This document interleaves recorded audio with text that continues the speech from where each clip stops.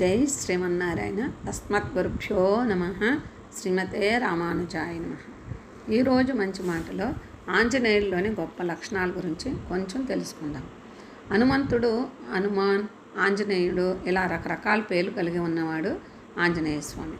ఏ పేరుతో పిలిచినా పలికే హనుమంతుడి యొక్క భక్తులు చాలా ఎక్కువే.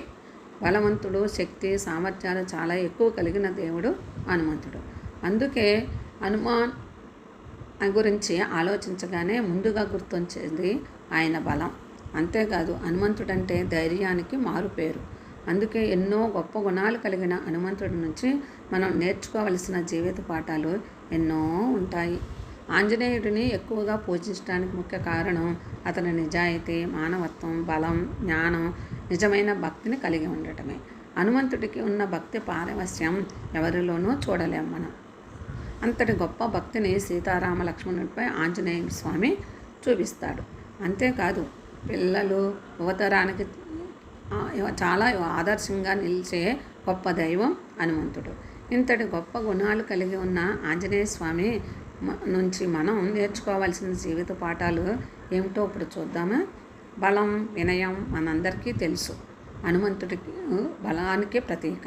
కానీ ఇప్పటికీ హనుమంతుడంటే రామభక్తుడే. ఇది మనం నేర్చుకోవాల్సిన గొప్ప సందేశం. ఎందుకంటే మన చేతుల్లో పవర్ ఉందంటే మనలోని వినయాన్ని కోల్పోతాం. కానీ నిజాయితీగా ఉండేవాళ్ళు ఎంత గొప్ప స్థానంలో ఉన్నా వినయ విధేయతలలో ఎలాంటి మార్పు లేకుండా సాధారణంగా ఉండటమే గొప్ప లక్షణం. అలాంటి గొప్ప నీతిని హనుమంతుడి ద్వారా మనం నేర్చుకోవాలి. ధైర్యం గురించి శత్రువులతో పోరాడాల్సి వచ్చినప్పుడు హనుమంతుడు నిజమైన ధైర్యాన్ని చూపిస్తాడు. తనకంటే 100 రెట్లు బలవంతుడైన తనలోని ధైర్యాన్ని మాత్రం కోల్పోడు ఆంజనేయ స్వామి. ఈ గొప్ప లక్షణాన్ని తన భక్తులందరూ అలవరుచుకోవాలని సూచిస్తాడు.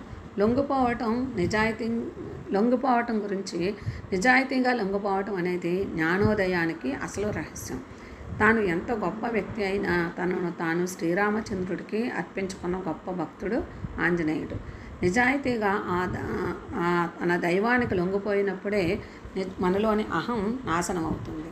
సహాయ గుణం, తన చుట్టూ ఉన్న వాళ్లకు సహాయం చేసే గొప్ప గుణం హనుమంతుడిలో ఉంది. మనందరికీ తెలుసు. అత్యంత బలగం కలిగిన రావణ అనే యొక్క లంకకు వెళ్ళి వాళ్ళతో పోరాడిన ఉన్నతమైన భక్తుడు ఆంజనేయుడు. శ్రీరామచంద్రుడు, సుగ్రీవుని మధ్య సంధి కుదర్చడంలో హనుమంతుడు ప్రత్యేక పాత్రను పోషించాడు. ప్రస్తుత రోజుల్లో సంధి కుదిరించే లక్షణాలు కలిగి ఉండటం వల్ల మనం ఉన్నత స్థానాలకు చేరవచ్చు. నిలకడ స్వభావం హనుమంతుడి సముద్రాలు దాటి లంకకు చేరుకున్నాడు.